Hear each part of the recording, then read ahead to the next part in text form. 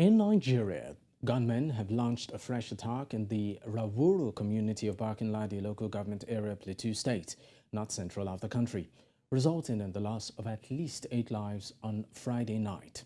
Solomon Dalyop, a youth leader in the community, confirmed the killings on Saturday.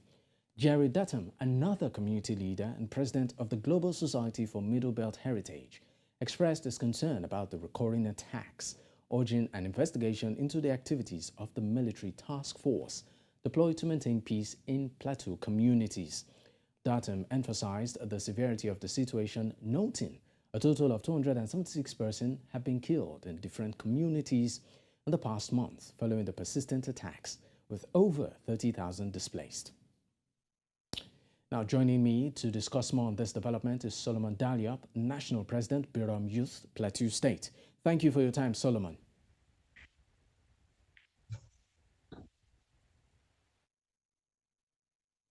Solomon, thank you for your time. Pleasure to be here. All right. Now, before we came live, you told me, you described the environment as somewhat tense, right? We understand that 8 lives were lost in this particular attack. Can you keep us up to speed with the latest development now? Of course, following the ongoing killings, attacks, invasions by Fulani militias that have continued infiltrating the state, Plateau State.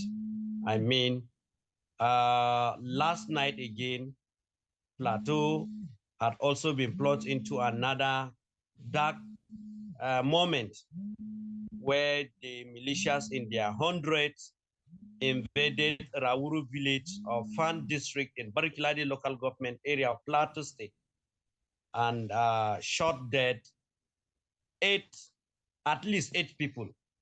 And then among the 8 people, we have 2 little infants, in short, 2 little children. They are infants. One is just 6 months. Another one is just clocking 2 years.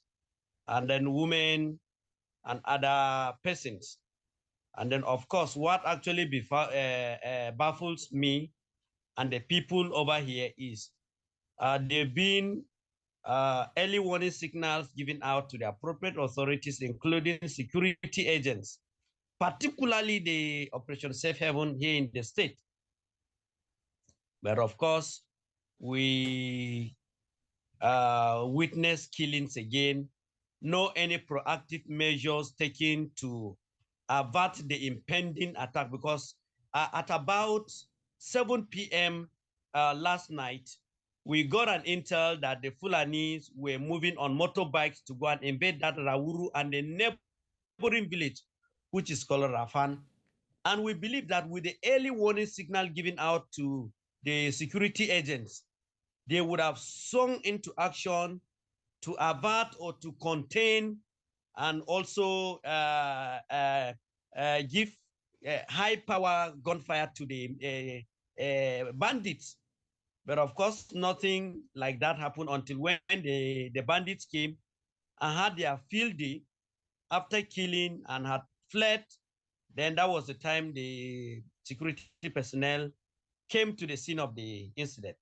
And when we woke up this morning, because as at last night, we got the report that 3 people have been killed. Okay. But when we went back this morning, we discovered that the invaders came and encircled the whole village. All right. So now, much that, you know, I'm sorry I need to cut in here, of course, Solomon, but another community leader, I mean, Jerry Datum, who, of course, like yourself, expressed concerns about the recurring attacks. Actually, he was urging an investigation into activities of the military task force deployed to maintain peace, of course, in the Plateau. Now, what do you think of this particular indictment? I mean, talking about the activities of the military task force in this. Of course, the military, particularly Operation Safe Haven that has been deployed to the state, have been saddled with statutory responsibility of guaranteeing safety of individuals and their property. And it is also believed that they've been given a marching order, you know, to contain the recurring, you know, attacks and resurgence of invasions being meted out on native communities and also villages. But failure to act, failure to avert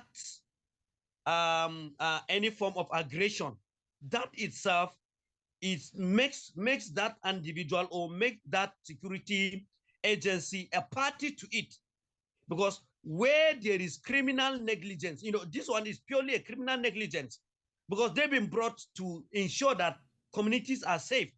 But where information is given out and then it is not acted upon, credible intelligence not acted upon, that one is an indictment. And so, of course, there are a lot of conspiracy here, and then, of course, sentiments are being expressed that the military has already taken side with the, Fulani militias. That has always been the outcry. But that doesn't mean that it is in all, because what is happening in Riyom local government, which is a neighboring local government with Barkin Ladi, we've always been witnessing rapid response of the personnel of Operation Safe Haven. But what we wonder what is actually happening in Barkin Ladi, because I've been saying it over time. When Colonel MD Abdul Salam was the then sector commander of Sector 4 in Barkin Ladi, there've never been any coordinated attack because the man was up and doing. And we had appealed to the appropriate authorities that there should be another person that can match or that has the capacity to contain the situation like Colonel MD Abdul Salam. And so we were promised that we're going to have another fantastic officer that will not allow terrorism All right, and any Solomon. form of aggression. All right, Solomon, because we're pressed with time, I'm sorry I have to keep quoting in, but quickly I want to ask you two questions rolled into one, and I want you to please try and keep the answers brief. Right, the first question being, you are a youth leader, you are, of course, a voice of the community. What are you doing in your own capacity to sort of manage, or will I say prevent, these attacks? And also, let's also talk about the state government here. Do you think the state government is doing enough? What I'm doing as a youth leader is to caution my youth so that they will be vigilant and also report immediately any suspicious movement to the appropriate authorities. And that is why we've been providing and furnishing the appropriate authorities, particularly security agency, with credible intelligence that has never for once been disproved. But of course, we've been seeing, recurrence of attacks. And then we've also called on the local security, outfits like the Vigilante, the Hunters Association, to swing into action. But these are people that are only allowed to carry den guns. They cannot carry sophisticated weapons to contain these attackers that come with sophistry of their weapons, the quantum of ammunition used, and the large number of individuals, the militias that usually come to attack communities. Imagine just this evening, just like an hour ago, 3 to 4 villages were simultaneously attacked by thousands of militias who have come from identified locations, one of which is Mahanga in Riyom, another one is Fas, and another one is also in Barkin Ladi. We have them in Marit, from Bokos, and so many other places that we've seen these people coming and trooping with their AK-47 and other sophisticated arms that are even more than AK-47, passing and plying the roads, and nobody is saying anything. Nobody is going to contend with that. And then, of course, on the part of the Plateau state government, well, government can only make a pronouncement. But it's one thing because the executive governor, as far as we are concerned, is incapacitated because he is only the executive, he is only the chief security officer in terms of, expression, in terms of, rhetoric. But when it comes to marching in order, how can we say that a state, chief security officer cannot command the military to go and contain a situation? All right. Because it is believed that is a federal agency, that's a federal security that supposed to be giving marching order by the presidency. All right, Solomon, I'm sorry, but I might just need to cut in here. Thank you so much for your time. And of course, stay safe. Thank you.